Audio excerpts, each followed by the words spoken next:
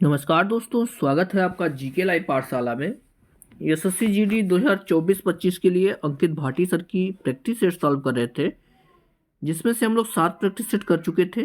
आज आपका 8वां practice set देखेंगे, तो प्लीज़ आप लोग वीडियो को लाइक कीजिएगा, चैनल को आप लोग जरूर सब्सक्राइब कीजिएगा। 8वें प्रैक्टिस सेट की शुरुआत करने से पहले आप लोग से निवेदन है कि प्लीज़ आप लोग चैनल को जरूर सब्सक्राइब कीजिएगा, क्योंकि जो है 90 से 95% लोग जो है एनालिसिस में दिखता है कि बिना चैनल को सब्सक्राइब किए देख रहे हैं। तो प्लीज़ आप लोगों से निवेदन है, आप लोग चैनल को जरूर सब्सक्राइब करें। चलिए शुरुआत करते हैं 8वें प्रैक्टिस सेट के सामान्य अध्ययन के पोर्शन से।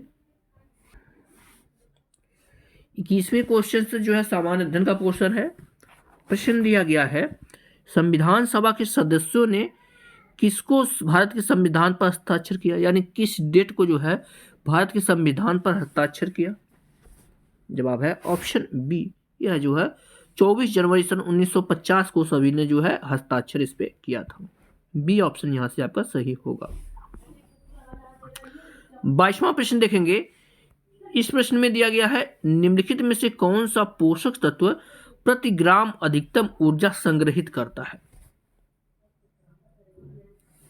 इसका जवाब हो जाएगा आपका ऑप्शन सी, फैट करता है, यानी वसा जो है प्रति ग्राम सबसे अधिक ऊर्जा संग्रहित करता है।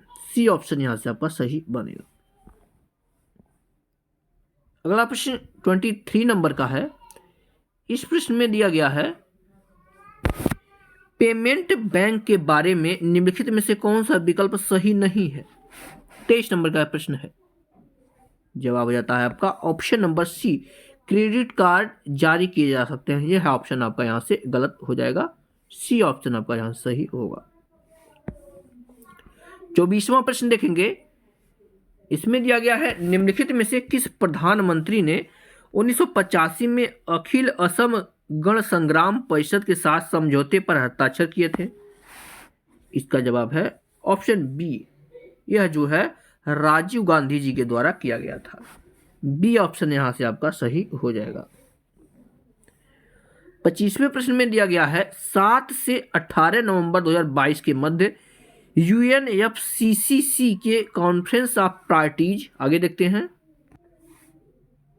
कॉन्फ्रेंस ऑफ पार्टीज का 27वां सत्र यानी COP27 का आयोजन किस शहर में किया गया। देखिएगा, यही जो है मेन क्वेश्चन है। COP27 के बारे में पूछा गया है कि किस शहर में किया गया। जवाब है ऑप्शन ए, यह जो है आपके शर्म अल शेख इजिप्ट में किया गया। ठीक है ना, ऑप्शन यहां से ए सही हो जाएगा। नेक्स्ट क्वेश्चन 26 नंबर का है, द ब्लू अम्ब्रेला पुस्तक किसने लिखी है। जवाब जाता है आपका ऑप्शन बी, यह जो है रस्किन बॉन्ड के द्वारा लिखा गया है। रस्किन बॉन्ड जो है इनके द्वारा लिखा गया है द ब्लू अम्ब्रेला पुस्तक। बी ऑप्शन सही होगा। 27 नंबर का प्रश्न है, किसको भारत के स्कॉटलैंड के रूप में जाना जाता है, यानी किस जगह को जो है भारत का स्कॉटलैंड कहा जाता है। जवाब है ऑप्शन बी, कुर्ग को जो है भारत का स्कॉटलैंड कहा जाता है। नेक्स्ट क्वेश्चन 28 है। दिया गया है, खिचड़ी, उत्तरायण और लोहड़ी किसका त्योहार के विभिन्न नाम है। खिचड़ी जो है उत्तरायण और लोहड़ी की अगर बात करते हैं तो किसका जो है त्योहार के विभिन्न नाम है। इसी को खिचड़ी भी कहा जाता है, उत्तरायण भी कहा जाता है, लोहड़ी भी कहा जाता है।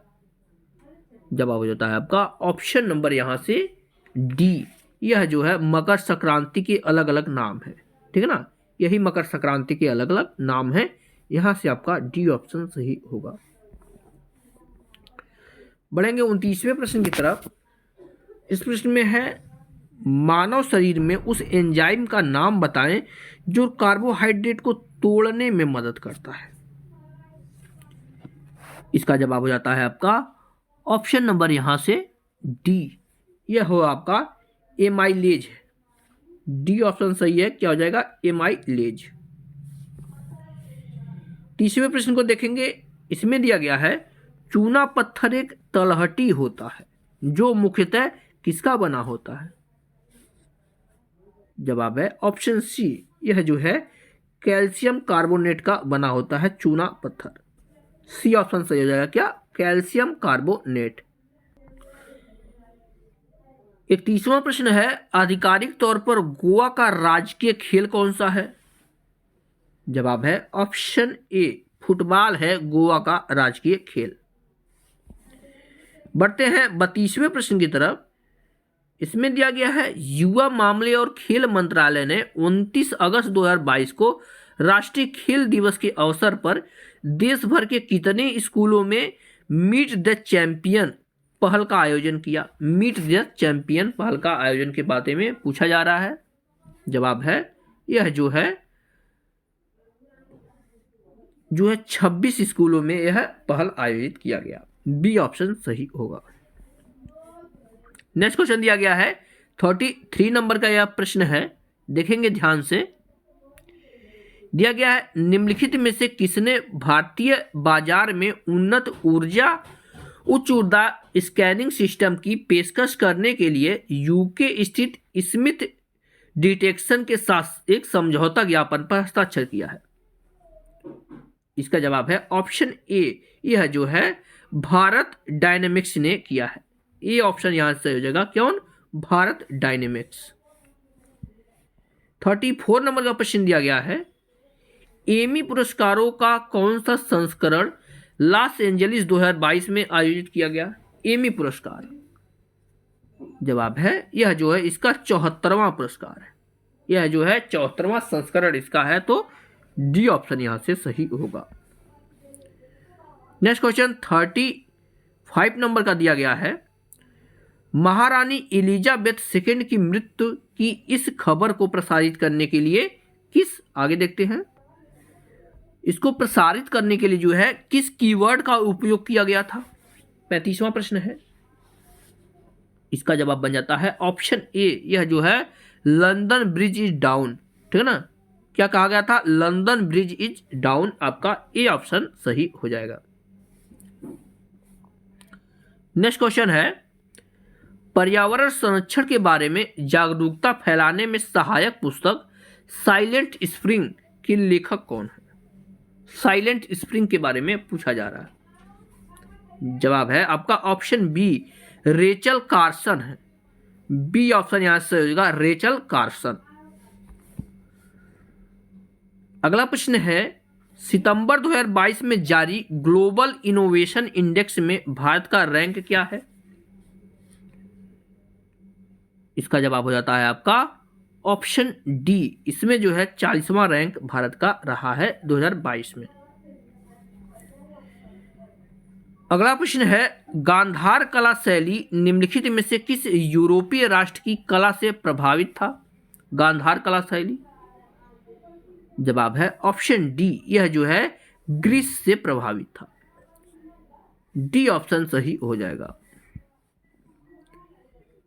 39 नंबर प्रश्न है, निम्नलिखित में से कौन सा भारतीय नौसेना का जहाज वर्तमान में समुद्री डकैती विरोधी अभियानों के लिए गिनी की खाड़ी में तैनात है? तो यह जो है आपका ऑप्शन सी सही हो जाएगा। INS तरकस जो है यह इसके लिए तैयार है, समुद्री डकैती से रोकने के लिए। डी ऑप्शन यहां से सी ऑप्शन सही हो जाएगा। 40वां प्रश्न है, IPC की किस धारा के अंतर्गत एक जल्लाद जो अदालत के आदेश के अनुसार कैदियों को फांसी देता है, इसको आपराधिक दायित्व से छूट दी जाती है? हालांकि IPC की सारी धाराएं अब बदल गई हैं, तो इस क्वेश्चन का जो है कोई मतलब नहीं बनता है, इसको हम लोग स्किप करते हैं। आते हैं इसके पार्ट डी पर, हिंदी के पोर्शन पर। यहां पर आपका 61 नंबर प्रश्न दिया गया है, निम्नलिखित में से कौन सा शब्द अधिकृत का विलोम है? अधिकृत का। जवाब है ऑप्शन ए, यह हो जाता है आपका अनाधिकृत।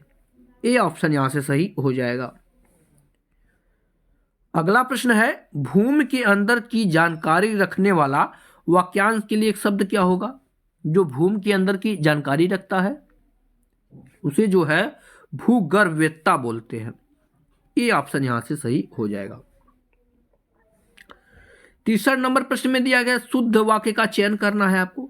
इसमें से शुद्ध वाक्य कौन सा है यही पूछा गया, इसका चयन करना है। पहला इसमें दिया है जंक फूड से मोटापा फूलता है, आपका भविष्य उज्जवल हो, मुझे बड़ी भूख लगी है, या युद्ध मचाया जा रहा है। जवाब हो जाएगा आपका ऑप्शन नंबर बी, आपका भविष्य उज्जवल हो। यह वाक्य जो है आपका शुद्ध है, तो यहां से बी ऑप्शन सही होगा। अगला प्रश्न है इनमें से वर्तनी की दृष्टि से कौन सा शब्द शुद्ध है, यानी शुद्ध वर्तनी के बारे में पूछा गया है। जवाब है सम्यक दर्शन जो है शुद्ध वर्तनी है, यहां से आपका बी सही ऑप्शन बनेगा। नेक्स्ट क्वेश्चन है जिसका शत्रु जन्मा ही न हो, वाक्यांश के लिए कौन सा शब्द है, यानी जिसका कोई शत्रु जन्मा ही ना हो उसको क्या बोलेंगे। जवाब है उसको जो है अजात शत्रु बोलेंगे। क्या बोलेंगे, अजात शत्रु। ऑप्शन आपका यहां से डी सही हो जाएगा। 66 नंबर क्वेश्चन में रिक्त स्थान को भरने के लिए सबसे उपयुक्त शब्द का चयन करना है। दिया है उस लड़के को बुलाओ जिसने कमीज पहनी है, फूली हुई कमीज, लाल कमीज, बीमार कमीज या अचरत कमीज पहनी हुई। तो यहां पर जाहिर सी बात है रंग की बात कर रहा है। जवाब हो जाएगा उस लड़के को बुलाओ जिसने जो है लाल कमीज पहनी है, तो बी ऑप्शन यहां से सही हो जाएगा। नेक्स्ट क्वेश्चन है निम्नलिखित में से वाक्य में रेखांकित खंड के उचित विकल्प का चयन करें। दिया है रहीमन पानी राखिए बिन पानी सब सून, तो सून के स्थान पर जो है उचित वाक्य क्या हो सकता है, सूना है हो सकता है, व्यर्थ हो सकता है, जल हो सकता है, या सार्थक हो सकता है। जवाब हो जाएगा व्यर्थ हो सकता है। ठीक है ना, बिन पानी के जो है पूरा जीवन व्यर्थ है। पानी मतलब जो है यहाँ पर इज्जत की बात की गई है। बी ऑप्शन यहां से सही हो जाएगा। अगला प्रश्न है निम्नलिखित में से कौन सा वाक्य शुद्ध है। 68 नंबर प्रश्न। जवाब है घर में सब ठीक ठाक होंगे, यह वाक्य आपका शुद्ध है, तो यहां से आपका बी ऑप्शन बनेगा, घर में सब ठीक ठाक होंगे। नेक्स्ट क्वेश्चन है निम्नलिखित में से कौन सा वाक्य शुद्ध नहीं है। जवाब हो जाता है आपका ऑप्शन बी, शिष्य गुरु जी की पैर में टूट पड़े। ठीक है ना, पैर में गिर पड़े या पैर छूने लगे होता है, टूट पड़े जो है या नहीं होता है, तो विकल्प यहां से आपका बी सही हो जाएगा। आगे बढ़ते हैं अगले प्रश्न की तरफ। इसमें दिया है निम्नलिखित में से किस शब्द की वर्तनी गलत है। किसकी वर्तनी गलत है यहां पे पूछा गया है। जवाब हो जाता है आपका ऑप्शन सी, सदोपदेश जो है यह जो है वर्तनी गलत है आपका। सी ऑप्शन यहां से आपका सही बनेगा। 71 नंबर प्रश्न को देखते हैं। इसमें दिया है निम्नलिखित वाक्य के रेखांकित शब्द के लिए उपयुक्त विकल्प का चयन करें। आकाश में चांद खिला है, तो चांद की जगह जो है हम क्या कर सकते हैं। जवाब हो जाता है आपका ऑप्शन बी, शशि हो जाएगा। ठीक है ना, क्या हो जाएगा, शशि हो जाएगा। यहां से बी ऑप्शन आपका सही बन जाएगा।